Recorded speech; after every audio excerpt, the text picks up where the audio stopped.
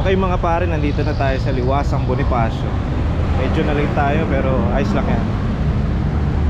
Sobrang daming tao, grabe oh. Ayun yata yung galing sa motorcade kanina.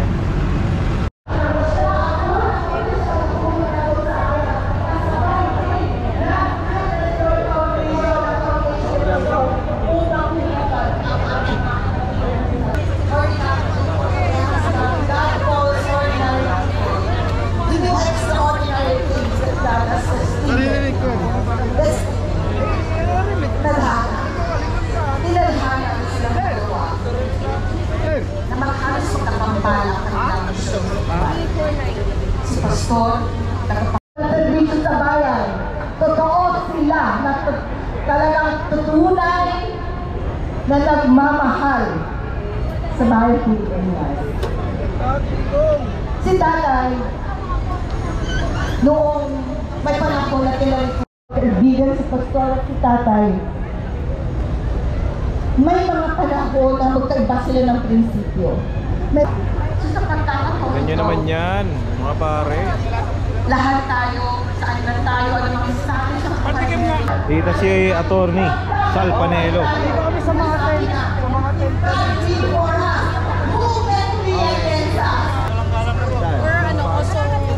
Hindi ako nagsabi kasi pupunta ako. Pwede. Bet. Oh, naka-live ka ba? Bet, wala. Hindi na signal. Boss MJ.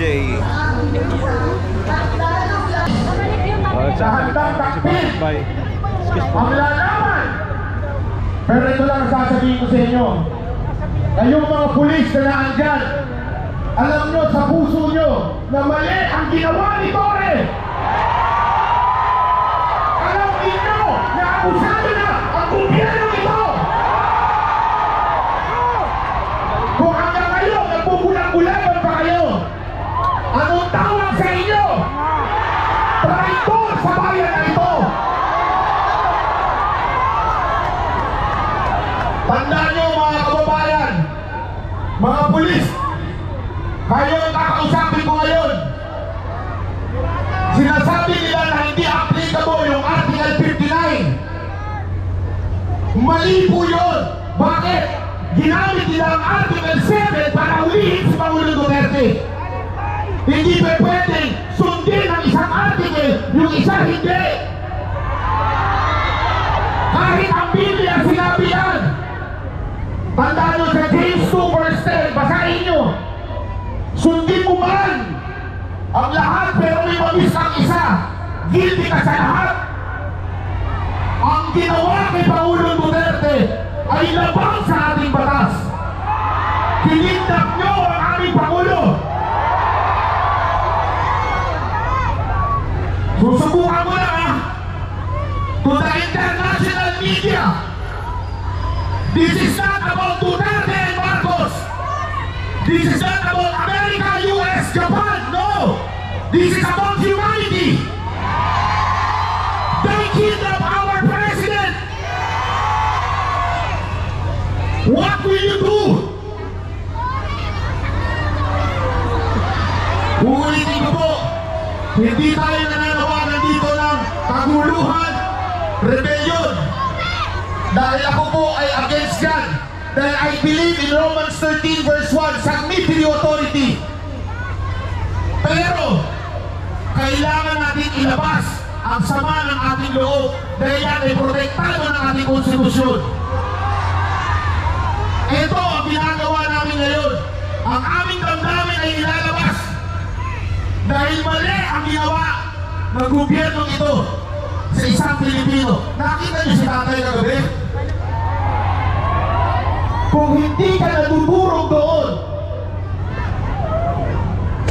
hindi ka Pilipino. Ang dami ko napanood mga kababayan, hindi ho sila political, pero na nakita nila yun, natutulog sila. Bakit? Ang isang Pilipino nakaupo sa puti. Akala ko ba malaya tayo? Akala ko ba malaya ang Pilipinas? Bakit Amerikano puti ang umuusig sa ating Pangulo? Hindi kami nagagalit kung gusto nyo usigin sa Korte ng Pilipinas. Yan ang tama, due process yan eh. Pero puti, hindi kami papayag dyan. Mali po yan. Alam niyo po, yan ang ginawa sa KOJC. Marami sa atin ang hindi masyado pang naniwala nun. Baka naman, hindi tuloy-tuloy to. Hanggang kinulog si Pastor Kibuloy. Inusig ng mga maling warrant. Tapos sinunod nila si Pangulong Duterte. Ito ang tanong ko sa inyo. Kayo mga Pilipinong tulog pa. Kailan kayo gigising pag may mangyari na kay Pangulong Duterte? Kung may mangyari na kay Bibi Sara, ikulong din siya? Kailan kayo magigising? Kaya mga kababayan, nananawagan po ko sa inyo, imulat natin ang mata ng mga kababayan natin. Dahil ako naniniwala sa iba't ibang parte ng probinsya, nagising na po sila. Kaya mga kababayan, ngayong araw to, meron lang akong isang tatawagin. Itong tao na to, noong pasasalamat sa Luneta, ay binu. Bakit? Nakinig siya kay Pangulong Duterte na wag iboto ang banat. Duterte! Duterte!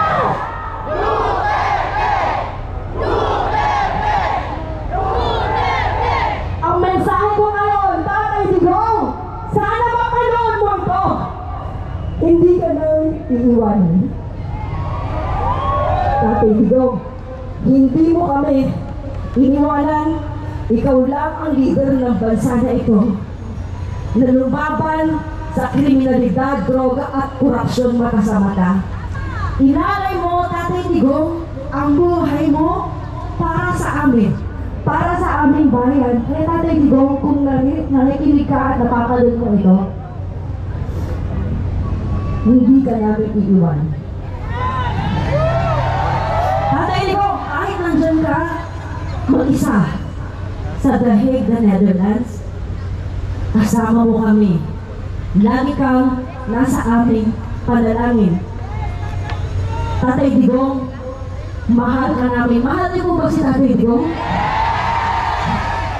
Kaya po ako masaya ngayon kasi nakikita ko po yung mga mukha noong nakasama natin noong kampanya. Taas ang kaway ng mga nakasama natin. Hindi po natin iniwanan si Tatay Digong. Panghuli na lamang po. Ngayon ako ay gustong kausapin ko ang ating mga OFWs. May OFWs po dito at mga nanonood ng mga kababayan po natin.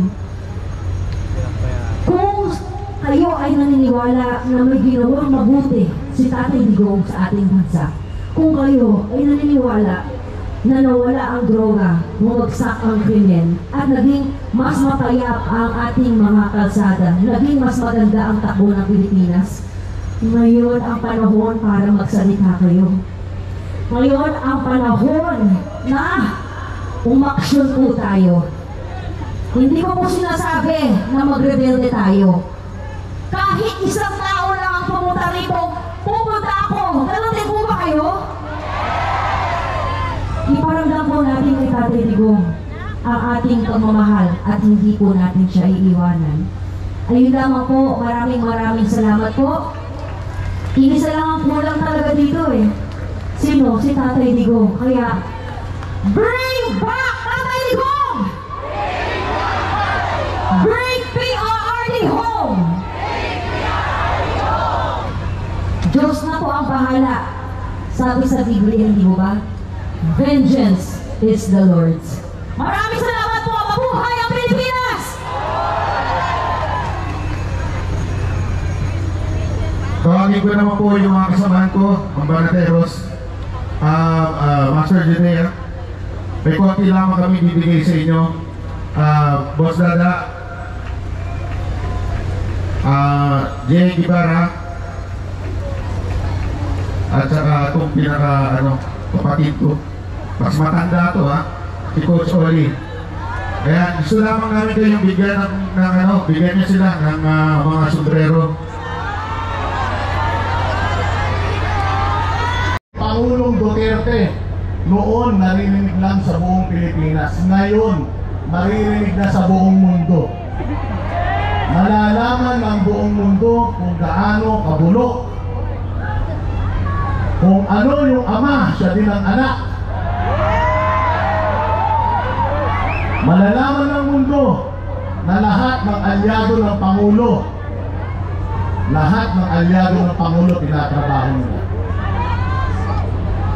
Kaya somehow, para sa akin, nagsakripisyo na naman si Pangulong Duterte. Kahit hindi na siya presidente ng Pilipinas, isinakripisyo na naman niya yung kanyang sarili. Para ano, magsama-sama tayong lahat. Okay mga banateros, kasama natin si Boss Dada. At tatanungin lang natin, Boss, anong masasabi mo kay Torre? Matapang masyado. Oo, kala mo, hindi mamamatay. Kala mo, di tinatabla ng ulam at saka ng sumpa. Pero masasabi ko lang sa kanya, panapanahon lang yan. Dadaan tayo lahat sa pagtanda. Magre-retire ka din, pagpalit ng administrasyon, lahat ng na kolekta mo, siguraduhin mo marami yan. Dahil ubus yan, malamang. Baka mamaya yan, naghihingalo ka na, may kaso ako na inaasikaso. Kaya ingat lang din sa mga sabi nga ni Pangulong Duterte, there will always be a day of rain. Good luck sa iyo. Ano naman masasabi mo sa mga Pilipino na malungkot ngayon dahil sa nangyari kay Pangulong Duterte? Ayun nga, ako rin malungkot. Tayo malungkot. Hindi natin alam kung si Pangulong Duterte may uuwi pa natin. Kasi sa totoo lang, matanda na yung tao. At the same time, yung mga kaso sa ICC takes at least minimum of 10 years. 80 na si Pangulong Duterte. Napakahirap kasi si Pangulong Duterte sa kanyang private life, meron na siyang mga nurses, meron na siyang mga nagbubuhat sa kanya. Imagine ninyo, doon sa kulungan, mag-isa lang siya. Mag-isa siyang kakain, mag-isa siyang gagawin yung mga bagay na hindi niya na ginagawa mag-isa dahil sa katandaan niya. So, mahirap. Pero kung titingnan mo, si Pangulong Duterte, bago, warrior yan, bayani yan. Talagang isasakripisyo niya yung buhay niya para sa ating lahat. Katulad ng sinasabi ko kanina, nung speech ako, ginamit ni Pangulong Duterte yung kanyang huling mga panahon sa mundong ito para i-expose kung anong klaseng gobyerno meron tayo. Kaya nakakalungkot man dahil kailangan na naman niya magsakripisyo para sa atin, pero magdasal na lang tayo na lahat ng kanyang mga huling sakripisyo ay magtunga at makalaya tayo mula dito sa diktador na namumuno sa bayan. Okay, thank you Boss Dada. Sparring RJ in the house.